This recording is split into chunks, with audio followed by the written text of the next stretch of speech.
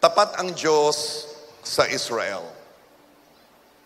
Iniligtas sila galing Egypt at dinala sa Promised Land. Pwede na pong sakupin ng Israel ang buong Promised Land o sa Kanaan, impluwensyahan ang palibot nila at ang Israel na ang maging standard of righteousness. Alam po ba ninyo yung standard of righteousness? Ito ang problema eh. Kapag walang absolute truth o kung walang Diyos na magsasabi kung ano ba ang katuwiran, ang mga tao kanya-kanyang sabi kung ano ba ang tama. Ganon din po sa panahong ito.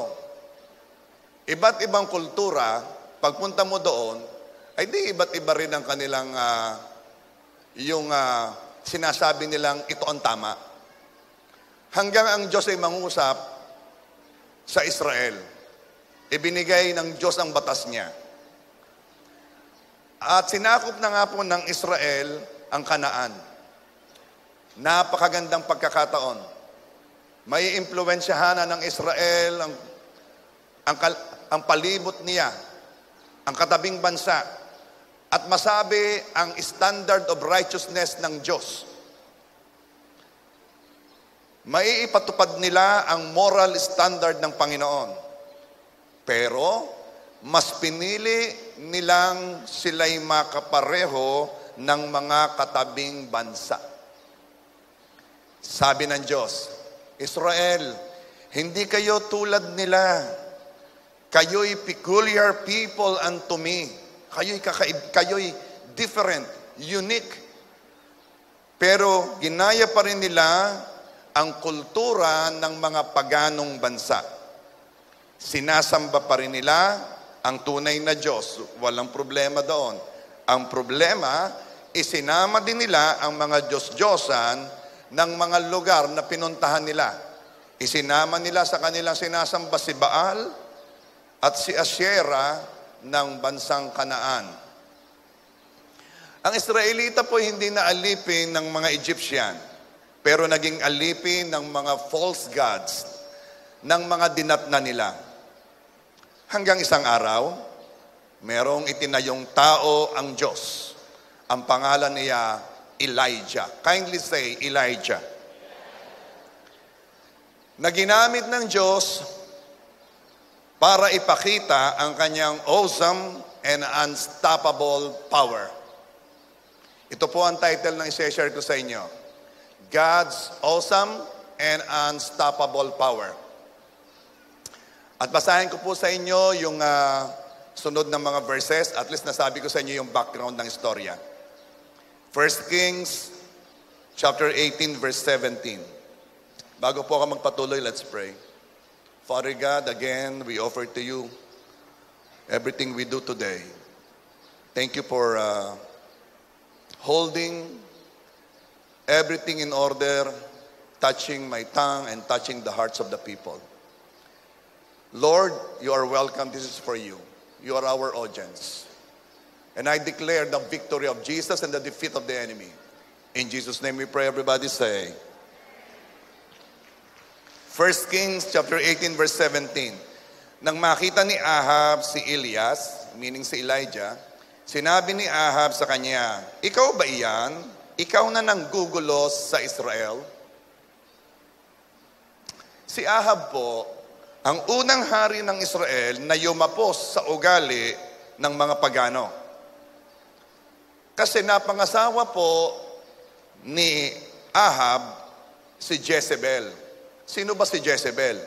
Si Jezebel po, ang kanya pong ama ay pari ni Asherah, pari ng isang false god.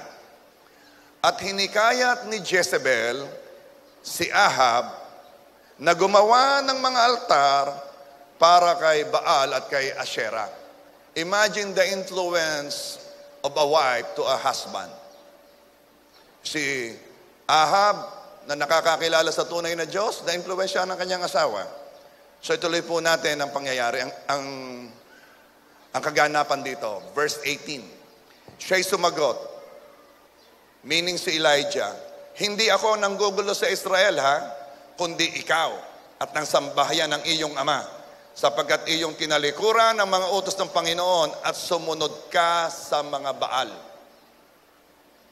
Verse 19. Sabi ni Elijah, ngayon nga ay magsugo ka. Tipunin mo sa akin ang buong Israel sa bundok Carmel. At 400 propeta ni Baal at ang 400 propeta ni Asherah na kumakain sa hapag ni Jezebel. Verse 20.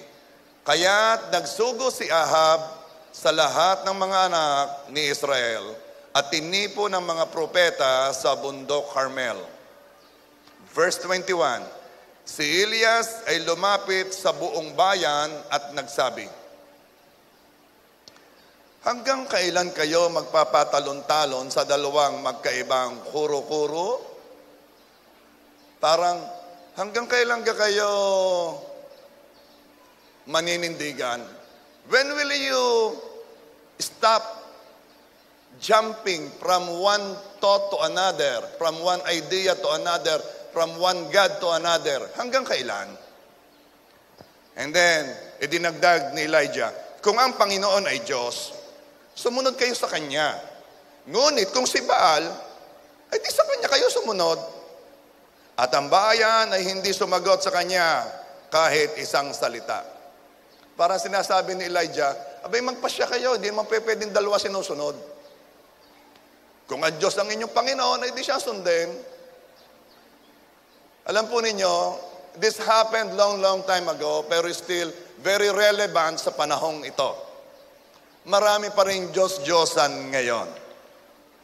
Ito ay madaling makilala. This could be the religious idols. Pwede ito yung mga rebulto na pinagdadasalan. Hindi nakakakita, hindi nakakadama. Ang iba namang Diyos-Diyosan na hindi halata. Ano to? Materialism. Ang pag-iisip na ikipaliligayahin ng mga bagay na material. People. May mga tao, ang kanilang idol ay tao. Ang iba naman ay kasikatan, fame. Ang iba naman ay power, kapangyarihan. Ang iba naman, pleasure.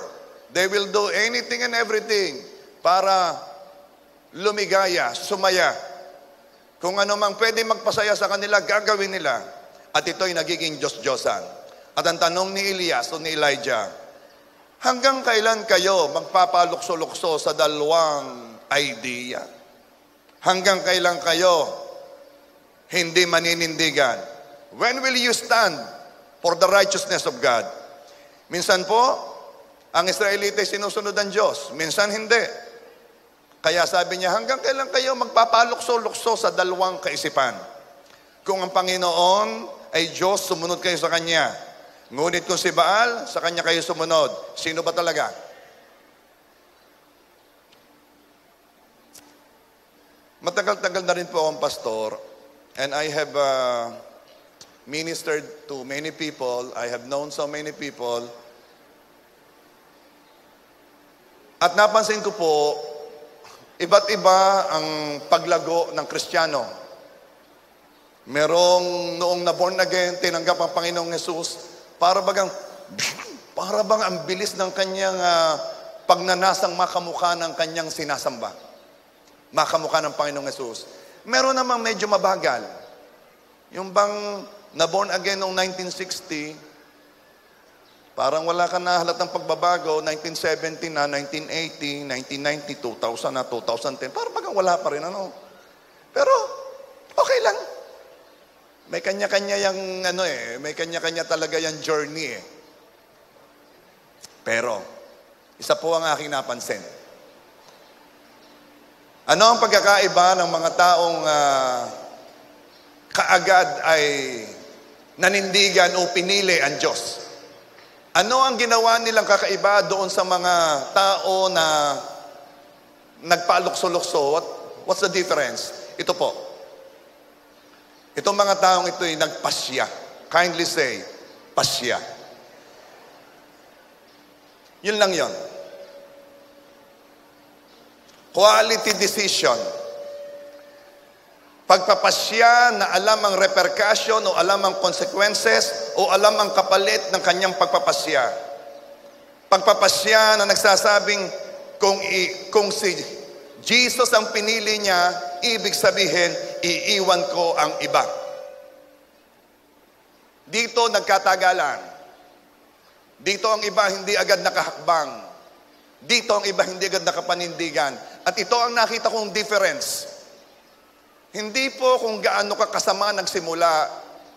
No. Lahat naman tayo may kasalanan eh. Sa paningin naman ng Diyos, walang mas may kasalanan. Lahat meron. At dahil doon, hindi tayo naging karapat-dapat na magkaroon ng relasyon sa Diyos. Kaya kailangan muna nating tanggapin ang Panginoong Hesus dahil siya ang daan patungo sa Ama. Pero pagkatanggap natin sa Panginoong Hesus, hindi lahat kaagad nagpasya. Kaya ang tanong ni Elijah, hanggang kailan kayo magpapatalon-talon sa dalawang magkaibang kuro-kuro? Kung si Jesus ang pinili mo, then iiwan mo ang iba. Iiwan mo ang bisyo. Masasamang ugali. Immoral na pamumuhay. Kami po ay nagkaroon ng Inner Healing and Deliverance Crusade kahapon.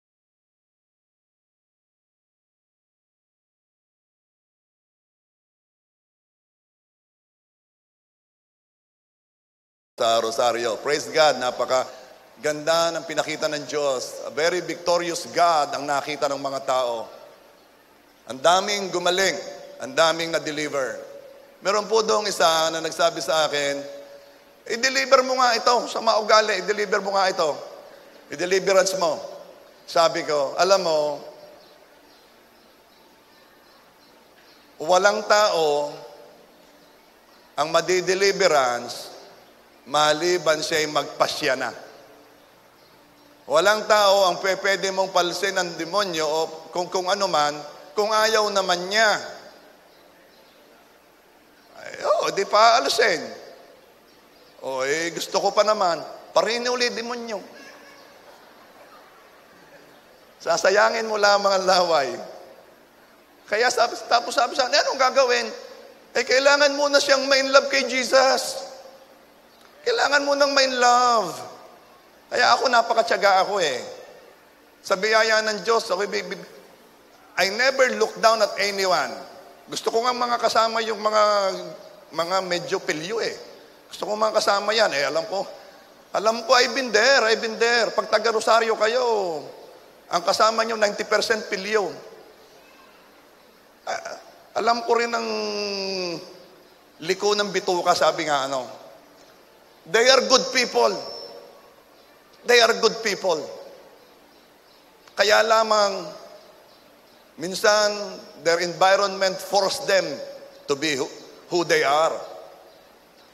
Ang kailangan nilang maramdaman ay kung ano man sila, mahal sila ng Diyos. At kung tinanggap nilang Panginoon, ilalaban sila ng Diyos.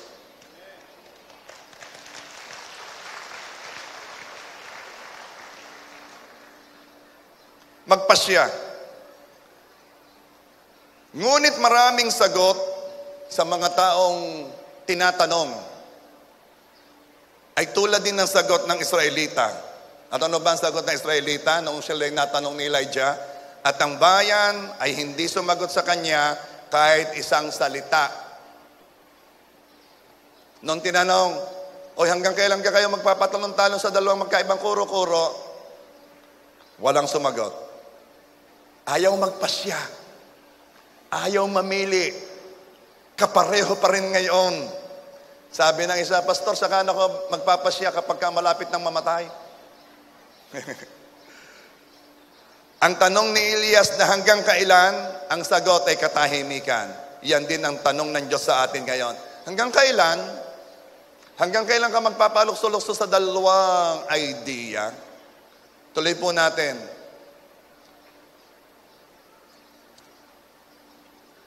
First Kings 18:22 to 24. Nang magkagayoy sinabi ni Elias sa bayan, or ni Elijah, ako at ako lamang ang naiwang propeta ng Panginoon, ngunit ang propeta ni Baal ay 450 lalaki. 450 prophets of Baal. Bigyan ninyo kami ng 2 baka. Pili sila para sa kanila ng 1 baka. Katayin, ilagay sa ibabaw ng kahoy at huwag lagyan ng apoy sa ilalim. Iyahanda ko naman ng 1 baka at ilalagay ko sa kahoy at hindi ko rin ito lalagyan ng apoy. Ayan o ngayon, verse 24. Mga propeta ni Baal at ni Asherah, tawagan ninyo ang pangalan ng inyong Diyos at tatawagan ko ang pangalan ng Panginoon. Ang Diyos na sumagot sa pamamagitan ng apoy ang siyang Diyos. At ang buong bayan ay sumagot. Mabuti ang pagkasabi sapagkat marami pong witnesses doon. Ang Diyos na sumagot sa pamamagitan ng apoy. Maglagay kayo ng inyong altar diyan, ha? Kahoy, baka. Maglalagay ako dito, kahoy, tapos sa baka. Kung sino ang susunugin ng Diyos sa pamamagitan ng apoy, yon ang tunay na Diyos. At maraming mga usi doon, maraming usisero. Nung narinig yung sinabi ni Elijah, abay, maganda yan. Alam niyo kung bakit? Gusto kasi ng mga tao makakita ng himala. Ang sabi kasi doon ni Elijah, kung sa atin ngayong salita, He who will show the awesome and unstoppable power, siya ang Diyos. 1 Kings 18:25 and 26. Pagkatapos ay sinabi ni Elias sa mga propeta ni Baal, pumili kayo ng 1 baka para sa inyo at una ninyong ihanda, sapagkat kayo'y marami. Ito po ay 400 na propeta ni Asherah, 450 kay Baal, 850 prophets. Kayo na ang mauna. Tawagin ninyo ang pangalan ng inyong Diyos, ngunit huwag ninyong lagyan ng apoy. Hayaan ninyong yung Diyos niyo tatawagin ninyo, siya ang mag-consume diyan sa inyong handog. Verse 26, kanilang kinuha ang baka na ibinigay sa kanila, kanilang inihanda, at tumawag sa pangalan ni Baal mula umaga hanggang tanghali, abay half day na nagsasabi, O Baal, dinggin mo kami, ngunit walang tinig at walang sumagot. At sila'y lumukso sa palibot ng kanilang ginawang dambana.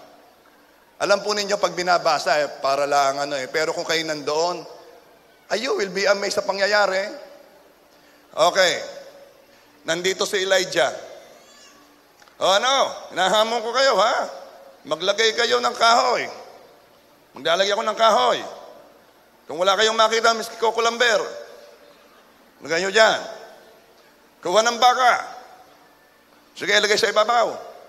Huwag ninyo sisindihan, ha? Kailangan yung Diyos ninyo ang susunog diyan sa inyong handog. Kung sino ang magpapababa ng apoy, siya ang tunay na Diyos. Sabi ako, sige. At ito na po ang mga propeta ni Baal at ni Asherah. 850 yun, ha? Marami yun. Ano sabi? Nagluksuhan daw. Sa palibot ng kanilang ginawang altar, ay nagluksuhan. Woo! Yehey! Woo! Imagine mo, iba't ibang lukso ng mga yaon. Talagang Baal, Asherah, ay talaga 850. Aba, ay baka ang alikabok doon ay nagtataasa na. Woo! Siguro doon, simula umaga hanggang tanghali. Nakakapagod yun. Ay, lumukso ka na lumukso. Woo! Parang running man yata yun. Teka. Woo! Teka muna, ha?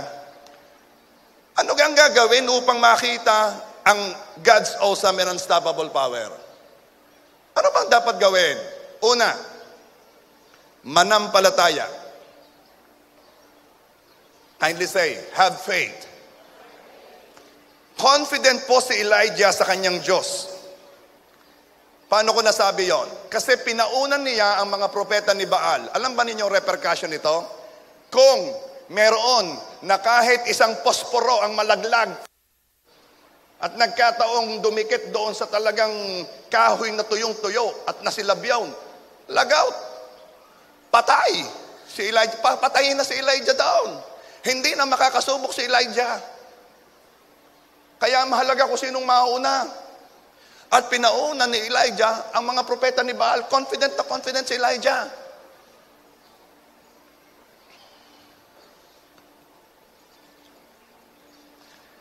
Ganito po kumilos ang nananampalataya. Inilalagay niya ang kanyang sarili sa tayong subong-subo na siya. Inilalagay niya ang kanyang sarili sa mangyari na kung anong mangyayari. Inilalagay niya ang kanyang sarili, alay mapahiya na kung mapapahiya, masabihan ako masasabihan. Basta ako'y naniniwala na ang Diyos ay kikilos at tunay ang Diyos ko. Ang kasiguruhan lang ng mga nananampalataya ay ang pangako ng Diyos. Asang-asa siya that God will give him miracle, that God will show up. Wala siyang plan B. Wala siyang, ano kayang gagawin ko kapag hindi nasunog yung aking handog? Ano kayang gagawin ko? Saan bang fire exit? Wala siyang to protect himself. Wala siyang plan B. Subo na ako dito. Sino yung Diyos? Mas magaling ang Diyos ka. Makikita ninyo. Bababa nga pa. Sige, una na kayo.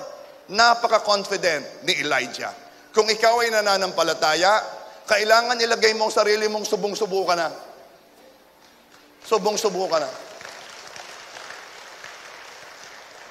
Napansin ko, kaya minsan yung mga nagmi-minister, hindi makita ang himala ng Diyos, hindi nila nilalagay ang kanyang sarili sa pagkakataong baka mapahiya. Hindi sigurista.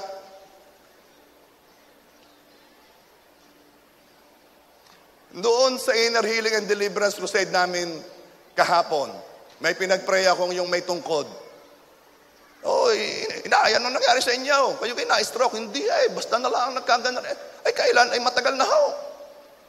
Yan. Di pinag-pray ka. Pagkatapos mag-pray, inailakad. Hanggang confident. Paano pag hindi lumakad? Ayan na sinasabi ko sa nananampalataya. Subo na. Ayan mga tao yung nakatingin. Oops! Kung ang inyong thinking, paano kayari pag hindi lumakad? Ano kayang sasabihin ko?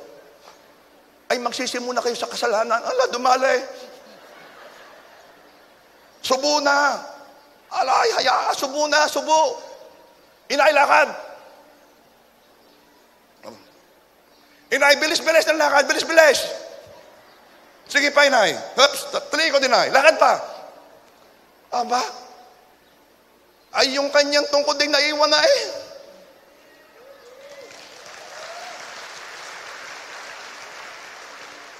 Kapag ikaw ay nag-pray, sabi kasi ng Panginoon at lahat na hawakan ng iyong kamay ay, at lahat na palasin mo, demonyo ay, lalayas. Yun lang naman ang pangahawakan mo, wala nang iba.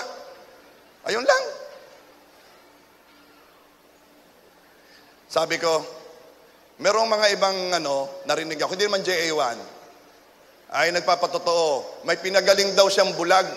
May pinag-pray daw siyang bulag. Abay, pagka-pray niya yung nakalakad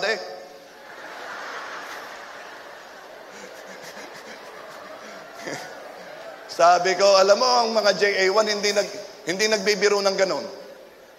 Kasi wala yung sa ating sistema. Wala tayong plan B. Hindi natin gagawing comedy kapag hindi lumakad.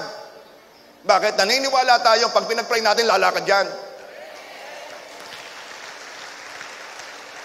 Hindi ako mag-ahanda ng allowance para to lighten the situation. No. Dahil subong-subo na. Kung ikaw ay nananampalataya at ano man ang pinapanampalatayanan mo, Gusto mong ikaw ay magkaroon ng mabuting trabaho. Gusto mong ikaw ay gumaling kung sino man sa pamilya mo o ikaw. Kung ano man. Ay di manampalataya. Tinuruan naman tayo ni Bishop, diba? Kayo ng mga nagnanasang magkaroon ng kung anumang bagay, yan po ang pinakamadaling panampalatayanan. Ticket sa PEP, sa Davao, yan ang pinakamadaling panampalatayanan. Ay actually, yan naman ay pare-pareho. Iisa yung pananampalataya. Kung anong ginamit mo sa pananampalataya para ikaw ay makakain ng libre mamaya, yun din ang pananampalataya ang gagamitin mo para gumaling ang may sakit. Yun din yun. Kay Lord, walang mahirap, walang madali, iisa lang. Isa lang. Ano yun? Basta hiningi mo, ibibigay niya. Yun lang yun.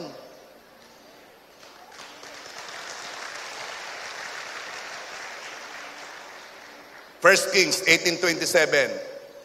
Nang tanghaling tapat na, nilibak sila ni Elias. Ano ba yung nilibak? Ako'y taga Rosario, malalim ng Tagalog namin doon eh. Ay aring nilibak eh kung anong nilibak? Akala ko'y sinibak are. Parang itinont, yung niloko, yung kinantsawan. Okay, sige. O nagkakasundo na tayo.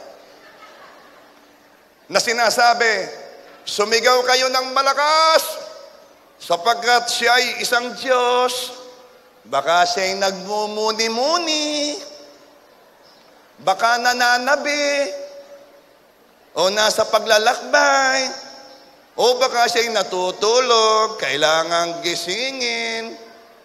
Alam ba ninyong ginagawa dito ni Elijah? Ay nakakainis kapag member ka doon sa 850 prophets, maiinis ka bakit? Ay, yung Diyos niya, laksi-laksi pa. Lakasan pa ang sigaw, bakit? Aba, ay digay Diyos niyo yon. Baka yun ay nagme-meditate. Ari pang matindi, baka nananabi. Alam ko yung nananabi? Baka nasa CR. Ay, nakakainis. Hoy, baka naman ang inyong Diyos ay nasa Boracay, naglalakbay. Ay siya, alam ko na, ngay tanghalin tapat, siya yun nag-afternoon nap, power nap. Lakasan pa ang boses. Alam niyo kung inyong mababasa to, parang ang yabang ni Elias. Am I right? Parang ang yabang naman ito. Pero kapatid, ganito po talaga ang nananampalataya. Confident na sa iba ang dating mayabang. Naalala ko nung sambuwan na yata may dinala sa Rosario Bakit ako nagpa-inner healing and deliverance crusade na doon sa amin? Ay kadami namang napunta doon sa amin Kung hindi sa akin, doon sa mga leaders ng church, mga taga-bukid ng Rosario.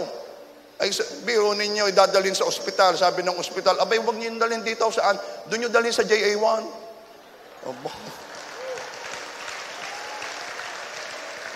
Ay, ang problema, nadating naman ng mga alas 11 ng gabi, alas 12. Ay, alam na ninyong ibig kong sabihin, Yung nakatap, Pastor, may demonyo. Ay, pagbukas ko, ano ka mo? Ikaw ang demonyo. Ay, kasarap na ng tulog So sabi ko, sige, magpakrusada na tayo para mabalita sa Rosario na itong taga JA1 nagpapalayas ng demonyo. Ay bakit? Ay ang may alam pa'y ospital Ay yan nga, sige, ikalat ninyo. At ang sabi ko, this will be done monthly. Meron pong dinala sa akin, I think a month ago, nung aking ipinagpe-pray, ang sabi, ito daw, batang ito, ay nag-outing at naligo sa Alupay, isang baryo sa Rosario. Pagkaligo daw, yun, hindi na daw naibo, hindi na daw gagayon. Dinala na sa albularyo, so, di isang araw at kalahating hindi na nagising, pinag-pray ko, hindi nag-react. Sabi ko, sino ka? Sabi ka naman sa akin, ako ang hari ng tubig. Ay, biro mo, ako'y napatawa. Hindi yun, yung ako hindi naman ako handa sa gayong sagot na ako'y napatawa na Pag kami nagsabing mga hari. Bakit? Alam ko kung sino ang hari. Yung pagkakasabing Bigla akong napatawa. Ay, yung mga katabi ko, yung mga takot na takot. Yung pagkakatawa ko, yung ganto na yun. Hindi ko alam. Ako pala'y kayabang-yabang na nandating. Pero ganun talagang nananampalataya. Alam mo kung sino ka at alam mo kung ano yung hinaharap mo. Kaya naman, tingnan nyo si Elijah. Ay, laksan pa ang boses. Baka naihe ang inyong Diyos. Kapag ini-intimidate ka ng sitwasyon mo, alam mo, yung ating sitwasyon, kung ano man yan, isa ang purpose niyan. Tinuturuan ka ng Diyos manampalataya. Because you cannot please God without faith. Yung mga ibang tao, binabaliwala ang pananampalataya. Hindi mo ba alam kung bakit si Abraham ay sinabi ng Diyos na matuwid? Bakit tinanggap si Abraham? Ano kang pagkakaiba noon? Nagkakasala din naman. Tinanggap lamang si Abraham dahil si Abraham ay nanampalataya. Nung sinabi ng Diyos, Abraham, gagawin kitang ama ng maraming bansa, pararamihin ko ang iyong mga anak, ang iyong mga apo, sing dami ng mga bituin sa langit, sing dami ng butil ng buhangin. Ang sabi ni Abraham, Amen. At sabi ni Lord, okay, matuwid ka. Binabaliwala natin ang pananampalataya. Samantalang yung pananampalataya, ang sinabi ng Biblia na hindi mo mapapangiti ang Diyos kung hindi ka mananampalataya. Yang pananampalataya, ang naging kondisyon lamang, kaya si Abraham ay sinabing matuwid o righteous. Hindi yung kanyang mabubuting gawa, yung pananampalataya niya. Kaya kapatid, ano mang sitwasyon mo ngayon na nangangailangan ng touch ni Lord, nangyari yan para ikaw lamang ay mahila ng Diyos na kamon, manampalataya ka naman.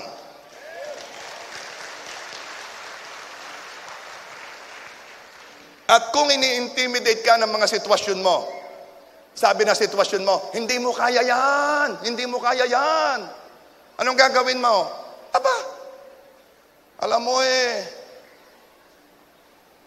kasabihan daw yung mga Batanggenyaw, kapag may dumating na bisita, tunay na bubuksan lahat, ipaghahanda ang bisita. Miski yan ay hindi nagpasabit, dumating diyan. Aba, narinig si kumpare, buksan ang bintana.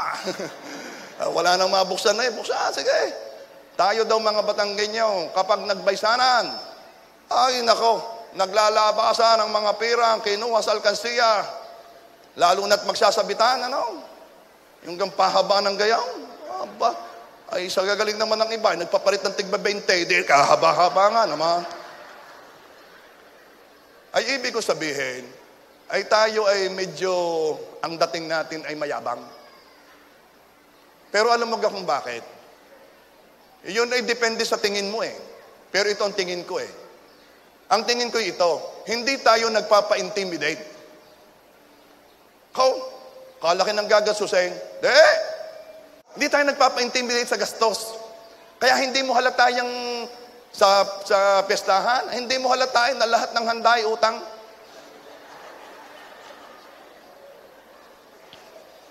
Siguro na may nagbago na tayo, Huwag nang maghanda kung mangungutang din lamang. Mamista na lamang.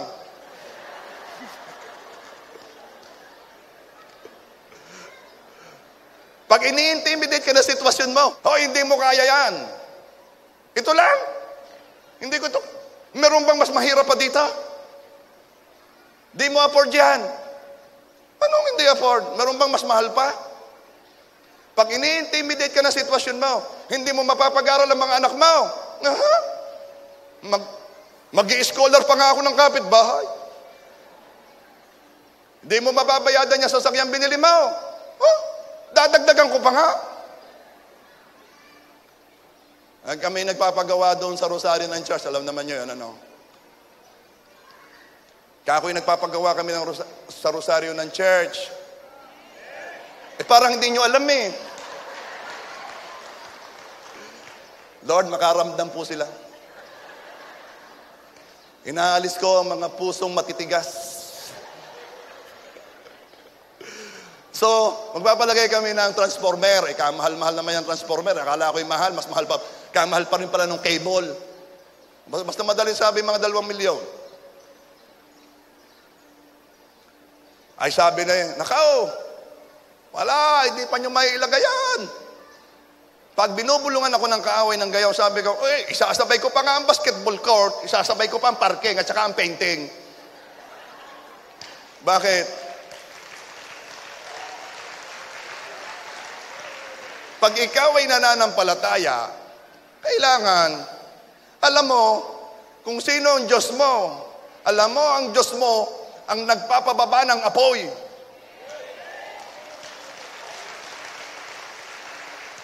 Kung ang Diyos mo ay kaya magpababa ng apoy, kaya rin niyang magpababa ng transformer. Kaya kung kumilos ka, akala mo mayabang, pero hindi nananampalataya ka. Ayaw mo magpa-intimidate sa kakulangan. Ayaw mo magpa-intimidate sa mga hindi kaya. Ay, ang aking anak ay di nagme-medicine. Pareho yung dalawa. Ay, kamahal na yan. Sabi ko, hindi, naghahanap pa nga ako ng mas mahal na school. Mura yung aking napagpa-enrollan, mura.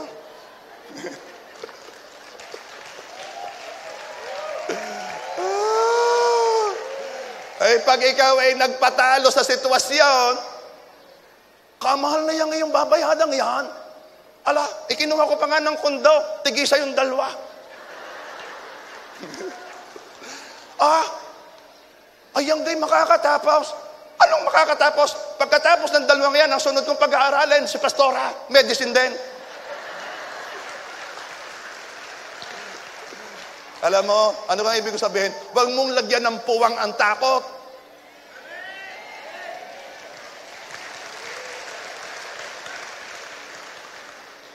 Sabi, sa hirap takutin ng mga takot.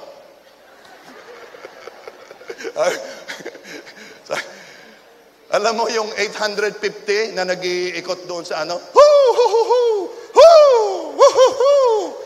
Ikaw kaya ang nandoon. Mag-isa ka lang. Ang dami naman nila. Matex kaya ang mga kasama ko.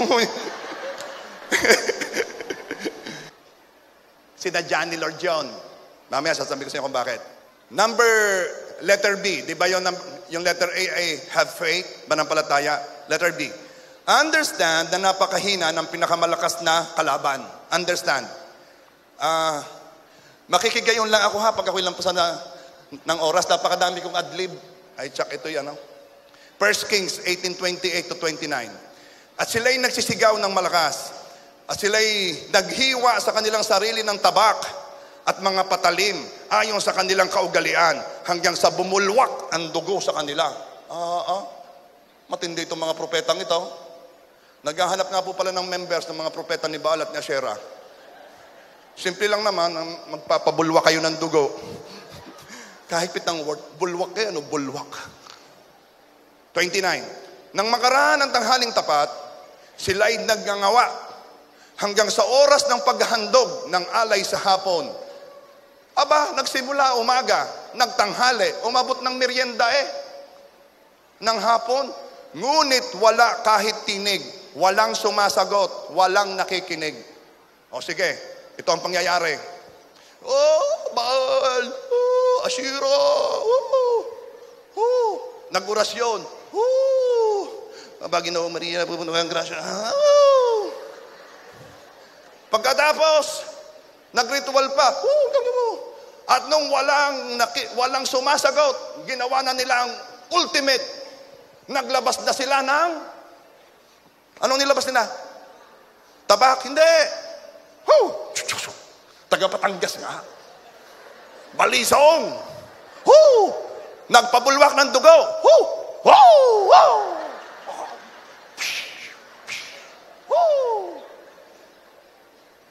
Wala pa rin sumasagot.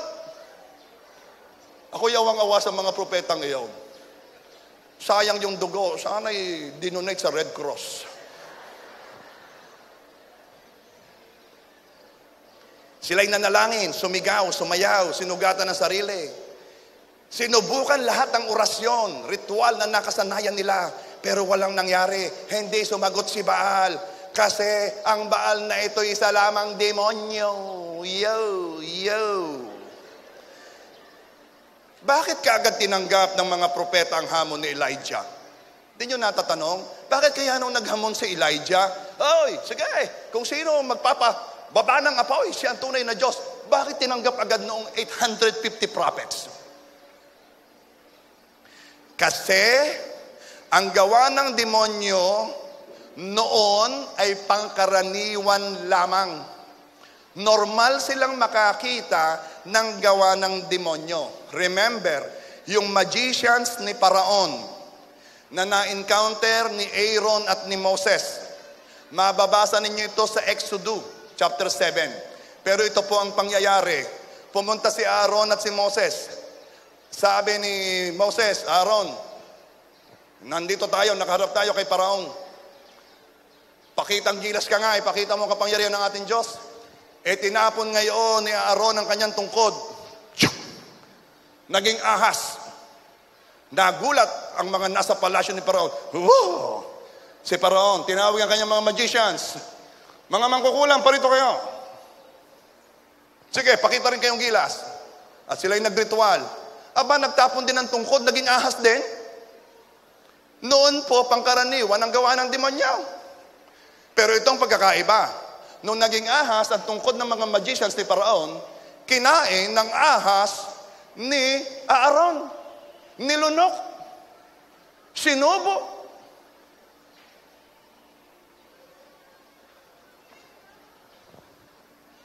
Sanay silang makakita ng kilos ng demonyo.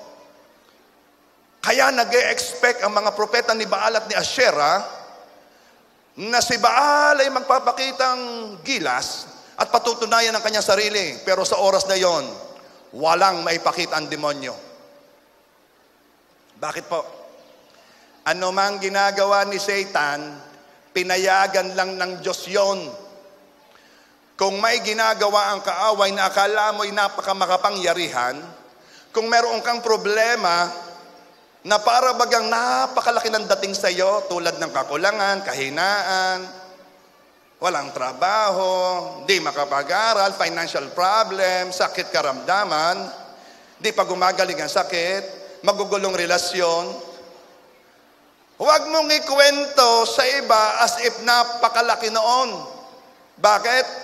Masyadong sumisikat yung mga gawa ng kaaway, gayong pinayagan lang ng Diyos yan. Hindi yan makakakilos ng Kanya, yung problemang yan, hindi yan makakakilos sa buhay mo ng Kanya lang, na siya lang ang nag-decide. Kailangang merong magbigay dyan ng pahintulot. Katulad ni Satan sa panahon ni Job, na nagpaalam pa sa Panginoon, na bibigyan niya ng pagsubok si Job. Katulad yan ng mga ahas ng magician ni Paraon. Pinahintulutan lamang yun ng Diyos na makapag-magic din sila. Bakit? Para kainin ng ahas ni Aaron. Pinahintulutan lahat yung mga problemang yan sa buhay ninyo para kainin ng awesome and unstoppable power ng Diyos. Dahil nais ipakita ng Diyos kung gaano kahina ng pinakamalakas mong kalaban. Sige, bring it on! Sige, ilabas mo na diyan ang pinakamalakas mong UFC Mixed Martial Arts Fighter. Yung pinakamatindi na. Gustong ipakita ng Diyos na napakahina ng pinakamalakas mong kalaban. Kaya kung tumitindi na ang labanan sa buhay mo, ibig sabihin yan, malapit nang mag-display si God ng kanyang awesome and unstoppable power. Pastor, wala pang solusyon. Alay, mahina pa. Ano nung mahina? Yung kalaban. Gustong ipakita ng Diyos na mahihina yung pinakamalakas mong kalaban. Kaya wag mong ikwento, ay naku, gana rin problema ko, kapag sunod-sunod ang pagsubok, kapag sitwasyon mo ay mahirap ng ibawi, mahirap ng ipanalo, kapag walang pwedeng panggalingan ang iyong hinihingi sa Panginoon, kapag parang imposible na, this is the perfect condition para ipakita ni Lord ang kanyang awesome and unstoppable power. Bakit kaya walang sumasagot noong ang mga propeta ni Baal at ni Asherah ay nagsisisigaw? Bakit walang sumasagot? Kasi po, wala namang labanan. Demonyo lang po ang nag-iilusyon na may labanan. Hindi issue sa Diyos ang demonyo. Bakit? Nilalang lang yan ng Diyos. Wala pong yin-yang. Alam ba yung yin-yang? Yun po ay, it is Eastern belief na there is two opposite forces na naglalaban kaya merong balanse. Ang tawag doon ay dualism. O ito, parang ganito. Ano ang kabaliktaran ng puti? Ano ang kabaliktaran ng dilim? Ano ang kabaliktaran ng masama? Ano ang kabaliktaran ng Diyos?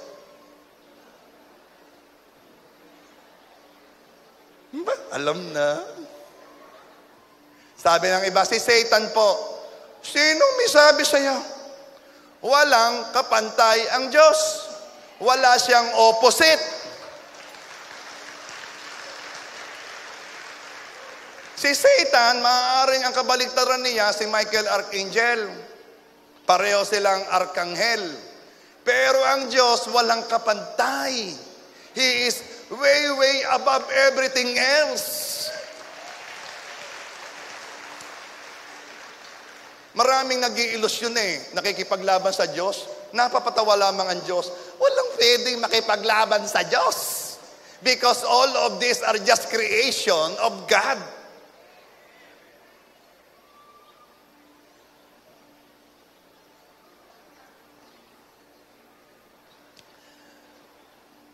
It's not Elijah versus the 850 prophets of Baal and Asherah. It is not God versus Baal and Asherah. Walang kamatch ang Diyos.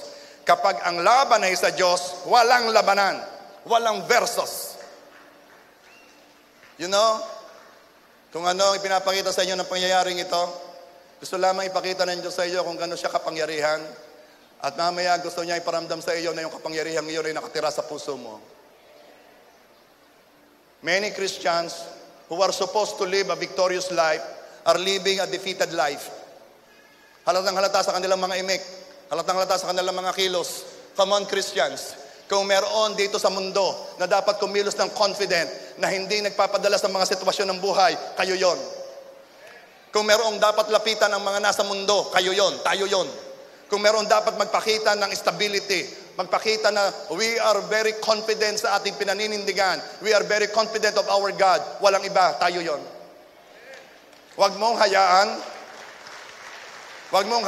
na ang mga kapitbahay mo ay sisita pa ng jeep at pupunta doon sa Quezon at pupunta doon sa nabalitaan nilang pagkagaling-galing na mediko. Hayaan ninyo na mabalita, ikaw ang mediko sa barangay ninyo. Totoo po yon. Sa Rosario, ipagtanong na lamang po ninyo ako. Sabihin ninyo, nasa si Medico ito. Isang tricycle daw po nung isang gabi, hinahanap ako, isang tricycle. Hinahanap yung Medico. Anong pangalan? Ito. Sabi ko, dagdagan mo naman ng Reverend Medico. Letter C. Repair the altar of the Lord. 1 Kings 16:30 to 32. Pagkatapos ay sinabi ni Elias sa buong bayan, lumapit kayo sa akin. At ang buong bayan ay lumapit sa kanya, kanyang inayos ang bumagsak na dambana ng Panginoon. Kumuha si Elias ng 12 bato ayon sa bilang ng mga lipi ng mga anak ni Jacob, na sa kanya ay dumating ang salita ng Panginoon na sinasabi, Israel ang magiging pangalan mo. Sa pamamagitan ng mga bato ay nagtayo siya ng dambana sa pangalan ng Panginoon at kanyang nilagyan ng hukay ang palibot ng dambana ng ilalim ay masisidla ng 2 takal na binhi. Okay, ito na po ang istorya. Bumalik na po si Elias sa basic. Inayos muna ni Elias ang altar ng Diyos. Patatlong gagawin mo. Mananampalataya, isipin mo na ang pinakamalakas mong sitwasyon ay walang magagawa sa lakas ng Diyos, at patatlo, ayusin mo muna ang altar sa puso mo. Inayos po muna ni Elijah yung altar ng Diyos. Ayusin din natin ang mga bumagsak sa ating buhay. Iayos natin ang nasirang altar ng Diyos sa puso natin. sa pamamagitan ng pagsisisi at paglapit sa Panginoon. Ito po ang malimit kong sabihin Everybody is welcome. Mahal na mahal ng Diyos ang mga tao. Mas pinipili ng Diyos kung gaano ka kakasalanan, mas mahal ka pa nga ng Diyos Hahabulin ka, hahanapin ka Kaya dahil namatay siya para sa ating makasalanan. Tayo yon. Alam niyo yung istorya, ito yung naikwento ko na sa inyo. Ako ay na-born again when I was in college. Pero there was a time na talaga ako'y lumayo sa Panginoon. Bakit? Ang aking environment talaga push me to really seek for something else. Hinahanap ko kung alin yung masaya, yung nakikita ko, mga nagtatawanan, masaya, doon ako nagpunta, try this, try that. Lumayo ako sa Diyos. Alam nyo kung ano nangyari? Hindi naman ako makalayo Ang tagal-tagal, siguro may 15 taon Hindi naman ako makalayo, wala naman akong puntahan na wala ang Diyos. Kahit pumunta ako sa loob ng bar, nandun ang Diyos Kahit pumunta ako sa mga lugar ng mga nandun ang Diyos Walang lugar na ako'y makakapagtago sa Panginoon. Alam niyo kung bakit? Kaya, i-encourage ko kayo Huwag na kayong lumayo, huwag na kayong tumakbo. Ayusin mo na ang altar ng puso mo. Gawin mo ng conducive para ang Panginoon ay makatira doon. Bakit kaya ganon? Kasi nung tinanggap mo ang Panginoong Yesus bilang iyong Diyos, Panginoon at tagapagligtas, pumasok ka sa isang kasunduan. You entered a covenant. Ano po yung covenant? Okay, ito mas maunawaan nyo ito. I think 2 linggo na nakakaraan ako ay nagkasal sa Lucena. Sila po ay it's a 50-year wedding anniversary. Golden. Pag ako po ay nagkakasal ng ganyan, hindi ako makapagpayo. Ano ka naman ang may payo ko? Ilang taon lang naman kaming kasal. Ang aking i-renew ng bago 50 years ng kasal. Ay dapat sila magpayo sa akin. Kaya sabi ko, you know what? This is a symbol of hope. Na pwede pa na tayo ay maging mag-celebrate ng 50 wedding anniversary. At sabi ko, bakit noon na ang nagkakasundo sa mag-aasawa ang magulang? Para bang ganito, anak, parinig ka nga. Anong ginagawa mo? Naglalaro po ng Jolene. Parinig ka. Bakit po? Ipapakilala ko sa mapapangasawa mo. Oh! Ay, bata pa Bata pa, may kasundo ng magulang. Aba, ay tingnan po ninyo ang history noon. Ilan-ilan ang naghihiwalay. Ay, ayos Ayos. Nasaan yung love? Nasaan yung ating pinagmamalaki ngayong the love and romance? Wala sila pa ang successful. Sila pa yung nanatili hanggang 50th wedding anniversary. Why? Bakit? Kasi nung una, alam ng taong ibig sabihin ng covenant. Alam ng taong ibig sabihin ng nakipagkasundo. Alam ng taong ibig sabihin ng nagpasya. Alam ng taong ibig sabihin ng I entered into a decision. Alam ng tao yon. Alam nila na pag sila'y napakasal, yun na yon. Alam nila na magsasama tayo sa hirap at magsasama tayo sa ginhawa at sa ginhawa, sa kagalakan at sa kagalakan. Ay, ganyan po ako pag nagkakasal wala akong sinasabi. Sabi ng isa, hindi ka naman talaga nangyayari ang hirap, nangyayari ang sakit. Ay, nangyayari nga, ba't ko sasabihin pa? Ay, dito na ako sa magaganda. Kaya magsasama sa ginhawa, sa lakas at sa lakas.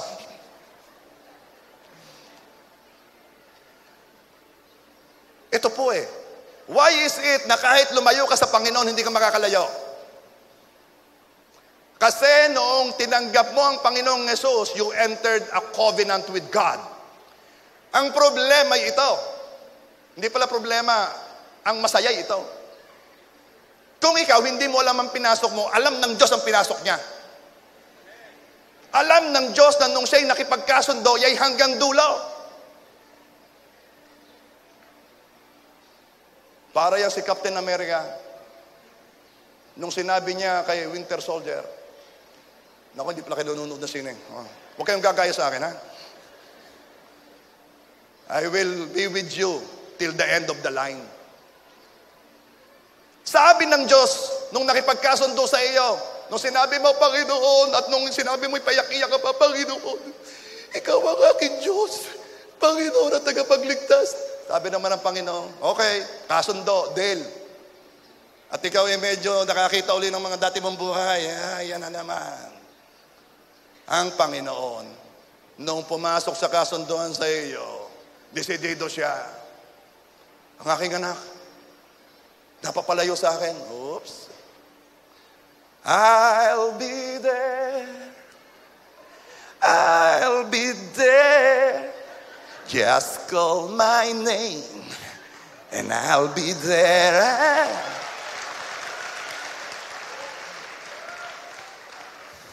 At yung lumalayong yun ay nasa, Diyos ko po. Kaya ako sinasabi ito yung nangyari sa akin eh. Saan ka nakakita ha? Ako nagpakalayo-layo ako, nakikipag-inuman ako, long table. Ay, bago ko uminom yung kinanalangin eh, Lord, wag sana pong malasing. Aba eh, dalawang Diyos eh, tunay na Diyos, at saka yung markademonyo. Ay, akala mo ga, ay ako'y nataway, ang aking loob ay naiyak eh. Dahil ang Diyos, hindi ako binibitawan. Hindi ako binibitawan. Sabi nung basta humawa ka kay Lord. Humawa ka kay Lord. Eh, paano nga hahawak, hindi nga makahawak? Hindi dapat ganyan. Huwag kang magkalala. Humawa ka at hindi. Hawak ka naman ni Lord. Akala mo ba malayo ka? Akala mo ba makakalayo ka? Walang lalim ng kasalanan na pwede mong puntahan na hindi ka maaabot ni Lord.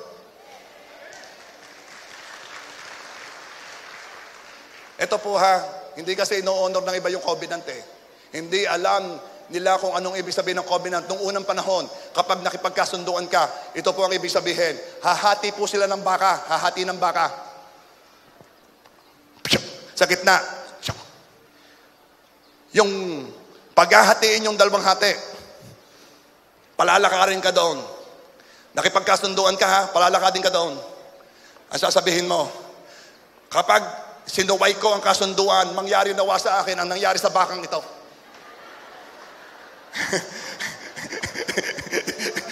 Pag nakipagkasunduan kayo ng gagawin mong ritual, halimbawa, nangutang ka.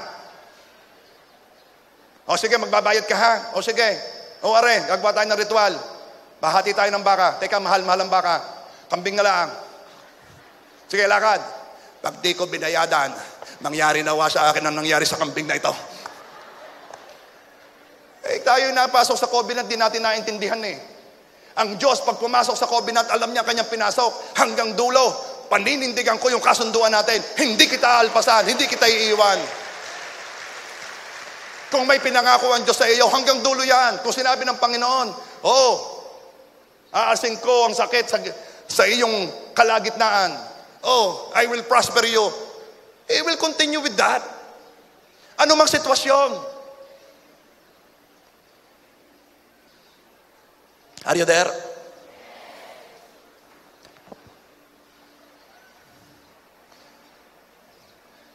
Kaya naman po, buhay na buhay sa akin, nung ako'y bumabalik na sa Panginoon, this song really ministered to me. Ako, lagi kong kinakanta. Sinira ko na, noon po ay nakatape pa lamang sinira ko na yung tape na yun sa akin sasakyan kasi paulit-ulit yun. Yung kanta ni Ron Kinoli, hindi yata ninyo alam medyo mga unang singers yun, mga panahon yun ni Kuya Edwin. Narito ba si Kuya Edwin? Wala. The song goes like this. I testify today of your goodness to me, Lord. Pagpasensya na ninyo ay pagtula. I testify today, you've been faithful to me, Lord. I'm yours, Lord, I'm yours. Kasi ang tagal kong tumatakbo. Kaya nung sinabi ko kay Lord, ako'y nagpasya na, Lord, iyon na ako. Ayaw ko nang tumakbo, pagod na ako eh. I'm yours, Lord, I'm yours, for you being so very good to me. Naku po, nung kinakanta ko yon, sa loob ako ng kotse, iyak ako ng iyak. I'm yours exclusively. Kasi, Yun ang laman ng puso ko eh. I'm yours. Lord, I'm yours. I pray kung meron ditong gustong lumayo sa Panginoon. I pray dito kung meron gustong manghina. I pray na malaman mo na nung pumasok ka sa kasunduan, hindi kailanman ka bibitawan ng Diyos.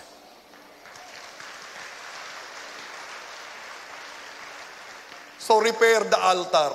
Ayusin na, ayos na. Ilang taon na naman tayo? Ayos na. Dadatingan tayo, maharap na tayo sa Diyos eh. Hindi nga natin alam ang panahong yun eh. Ayusin na natin. Ano ka namang ikli naman ng buhay dito sa mundo? Magaling ka gawin maka 100, bibigyan ka ni ex-president ng ano.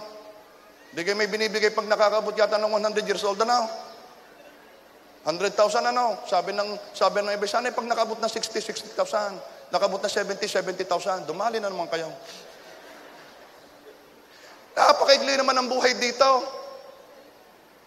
Ikukumpara mo naman sa susunod na buhay, walang hanggan yun. Kung madalino kang tao, hindi mo isusugal yun. Talaga magpapasya ka na, Lord, I'm yours. Lord, I'm yours. I'm yours. Lord, I'm yours. Yun lang. Paikot-ikot lang doon. Sa Tagalog, Panginoon, iyo ako. Lord, iyo ako. Alam mo si Lord, longing for relationship. Longing for the love of His children. Oh, I pray na mag-decide na tayong ayusin na natin ang altar sa puso natin. Hayaan na naman natin maging conducive para ang Panginoon ay tumigil doon. We know that we are the temple of the Holy Spirit. Alam natin yun eh. Ang tanong, masaya ba si Holy Spirit sa puso mo? O ang sabi ni Holy Spirit doon, ano ba naman dito, ang agiw. O talagang si Holy Spirit pagpunta doon sa puso mo, wow, relax ako dito. Ayusin na natin ang altar, katulad ni Elijah, inayos ang altar. 1 Kings 18:38. Nang magkagayo ng apoy ng Panginoon ay bumagsak. Basahin ko muna sa inyong ginawa ni Elijah. Bago bumagsak, alam nyo na bumagsak eh, yung apoy. Pero ito munang ginawa niya eh. Kanya muna pong pinabasa ang baka at ang kahoy. Noong siya na. Kasi nag-give up na itong mga propeta eh. Sabi niya, sige. Verse 33 to 35. Kanyang inayos ang kahoy, kinatay ang baka, ipinatong sa kahoy at kanyang sinabi, punuin ninyo ang 4 na tapayan ng tubig, ibuhos ninyo sa handog na sinusunog at sa kahoy. Binasa ang baka, binasa ang kokolamber. Kanyang sinabi, gawin ninyo ng 2 ulit, 4 na taro, binuhos ng 2 ulit, di 8 taro yun. At kanilang ginawa ng 2 ulit. At kanya sinabi, gawin ninyo ng 3 ulit, 4 ulit, 12 tarong tubig. Basang-basa ang baka, basang-basa ang kahoy. At noong yung palibot ng lupa na may hukay pa sa palibot, basang-basa. Para bagang pinahihirap ni Elijah ang pagsagot ng Diyos. Nais lang ipakita ni Elijah na walang dayaan dito. Walang nakatagong posporo. Walang magic dito kung gagawin. It is all about God. Walang Elijah dito, lahat Diyos. Umalis si Elijah sa picture.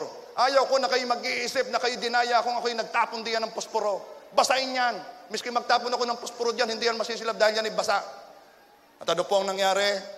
Verse 36 to 37, sa oras ng paghahandog ng alay sa hapon, si Elias na propeta ay lumapit at nagsabi, O Panginoon Diyos ni Abraham, ni Isaac at ni Israel, ipakilala mo sa araw na ito na ikaw ay Diyos sa Israel at ako'y iyong lingkod at aking ginawa ang lahat ng bagay na ito sa iyong pag-uutos. Sagutin mo ako, O Panginoon. Sagutin mo ako upang malaman ng bayang ito na ikaw ay Panginoon, ay Diyos at iyong ipanumbalik ang kanilang mga puso. Nanalangin si Elijah. And God displayed His awesome and unstoppable power. 1 Kings 18:38. Nang magkagayon, ang apoy ng Panginoon ay bumagsak at tinupok ang handog na sinusunog, ang kahoy, ang mga bato, pati po bato, nasunog. Ang alabok, pati alabok, nasunog. Pati tubig, dinilaan ng apoy ang tubig na nasa hukay. Pati tubig, nasunog. Church, nung bumaba ang apoy, nagpakita si Lord ng awesome and unstoppable power. Nagpakita ang Diyos ng himala. Sunog, pati baka, kahoy, alikabok, lupa, tubig, sunog. Lahat ng pwedeng hindi masunog, sinunog. Nung bumaba ang apoy, sunog ang sakit, sunog ang kahirapan, sunog yung mga relasyong may mga problemang yan, sunog yung mga bagay na akala mo'y hindi masusunog, sunog yung mga hindi walang trabahong yan, sunog yung mga kulang sa perang yan, sunog yung mga kung ano-anong mga problema, sunog yan. Anumang problema, anumang kaimposible, sunog yan. Pagbaba ng apoy. Oh Christians, we are people of faith. Kaya ang Diyos ay nalulugod sa atin dahil tayo nananampalataya. Siya'y nangako, tapos na yon. Siya'y nangako, okay na yon. Pwede na nating panghawakan, pwede nang ilaban sa bataan. Panghahawakan lang natin ang kanyang salita. At alam ba ninyo kung anong resulta nito? Napakaganda. Nung panahong yun po ay tagtuyot. Nung panahong yun ay El Nino. Napakahabang taon, walang ulan sa lugar ni na Elijah. Ano po ang nangyari matapos magpakita ang Diyos ng himala? Ito po ang nangyari. Makikita po natin sa 1 Kings 18:39 and 41. Nang makita yon ng buong bayan, sila'y nagpatira pa at kanyang sinabi, ang Panginoon ang siyang Diyos. Ang Panginoon ang siyang Diyos. Nagkaroon ng revival. At ano pa ang nangyari? Verse 41.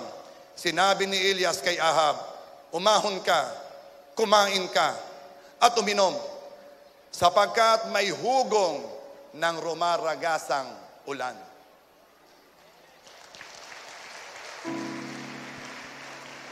May hugong ng rumaragasang ulan.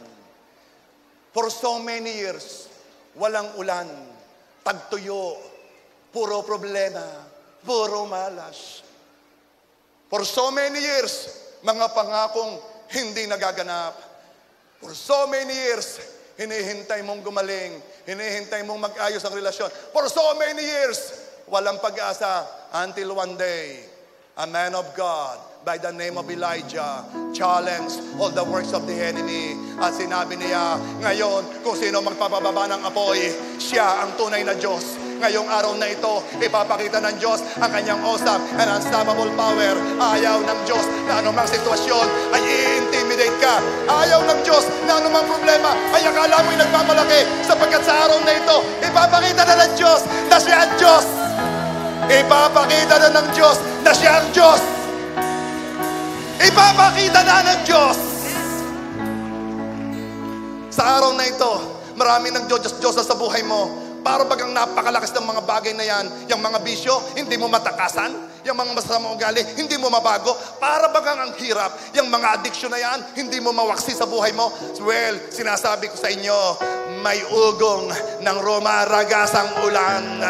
May ugong ng rumaragasang ulan. May ugong ng rumaragasang ulan. Oh, our God is the one true God. There is no God like Him. There's no gods. Yang lahat na pagsamasamahin mo yung mga gods na yan, with a small letter J, pagsamasamahin mo na, hindi sila kamatch. Sila'y mga nilikha pa rin lamang. Way, way below our God. Kung sino man dito, na yung mga sitwasyon ng buhay mo ay para bagang nagmamalaki, sumisigaw, para bagang ang laki, para bagang ang lakas. May mga problema ka na parang baga nagsasabing, sige nga, subukan ko ang Diyos mo. May mga sitwasyon sa buhay mo na parang hinahamon ang pananampalataya mo. Kung sino ka man, come on. Tumayo ka ngayon, maninindigan ka. Yung merong nilalabanan ngayon, napakabigat ng laban mo. Para baga ang lakas-lakas ng labang iyan. Ngayon, tumayo ka ngayon dahil maninindigan ka na ang Diyos ay magpapababa ng apoy ngayon sa iyong handog. Magpapababa ng apoy sa iyong pagsamba.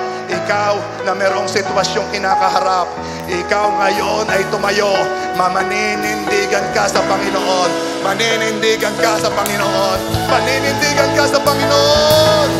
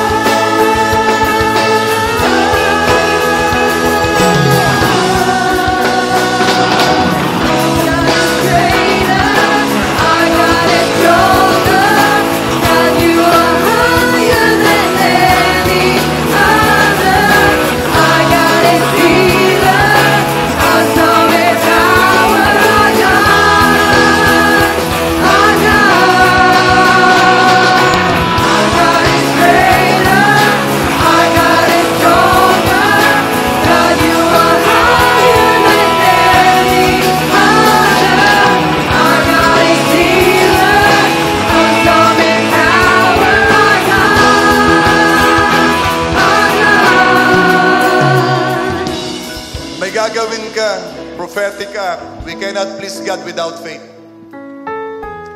Alam ko, paglabas mo dito, tumanggap ka ng inspirasyon. Pero ito munang gagawin mo. Kunin mo yung sitwasyong yon. Ilagay mo sa kamay mo. Ikaw, sakit karamdaman.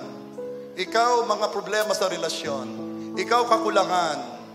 Ikaw, bisyo, kasalanan, lahat na sumisigaw sa iyo na para bagang napakalakas niya, gusto kang igupo, gustong sabihin sa iyo na mahina ang Diyos mo. Ngayon, hawakan mo siya sa iyong mga kamay. Come on, hawakan mo. Hawak mo yung mga problema, hawak mo yan, ha? Malimit sabihin sa iyo, ibigay mo sa Panginoon. Pero ganito ito ngayon ang order sa atin Maninindigan ka kasi. Gustong sabihin sa iyo ng Diyos, akala mo lang malaki yan. Akala mo lang mahirap yan. Dinadala mo, napakabigat. Pero sa totoo, pipitsugin yan. Maliit yan. Chicken feed yan. Hindi ka pwedeng panghinain yan. Nilikha din lamang yan for a purpose. At itong gagawin mo sa Kanya, sabihin mo, ikaw na nanggugulat, nananakot, nagpapahina. Ikaw, na kumikilos na akala mo'y Diyos, ibinabagsak kita sa lupa. Bagsak mo. Ibagsak mo, ibagsak mo. Inaapakan kita. Now!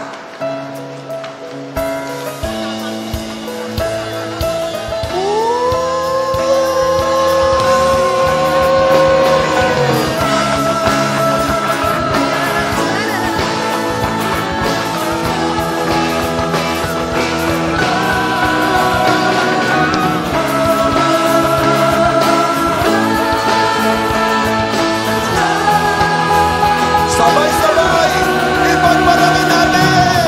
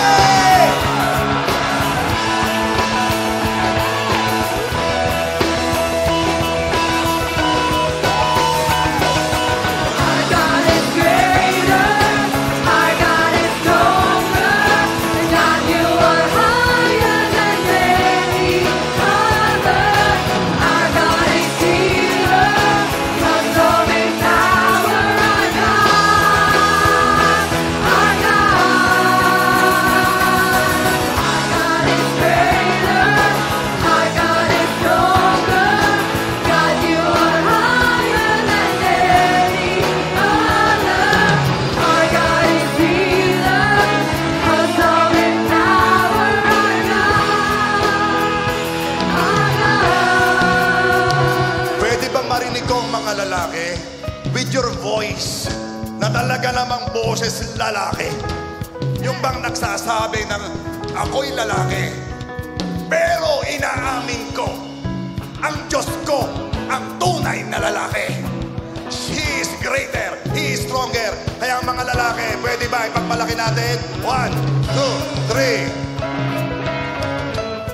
Sandali, hindi ko nakuha ang pitch. Bigyan nyo kami. Our God is greater, our God is stronger. God, you are higher than any other. Our God is healer, awesome in power of God. We can do better than that, guys. We can do better. Greater, Our God is stronger, God, you are higher than any other. our God is healer. Awesome in power, our God. Our God. Mga babae ng Diyos, come on. Our God is greater, our God is stronger. God, you are higher than any other. Our God is healer, awesome in power. Our God, our God. Everybody! Our God is greater, our God is stronger. God, you are higher than any other. Our God is healer, awesome in power. Our God, our God.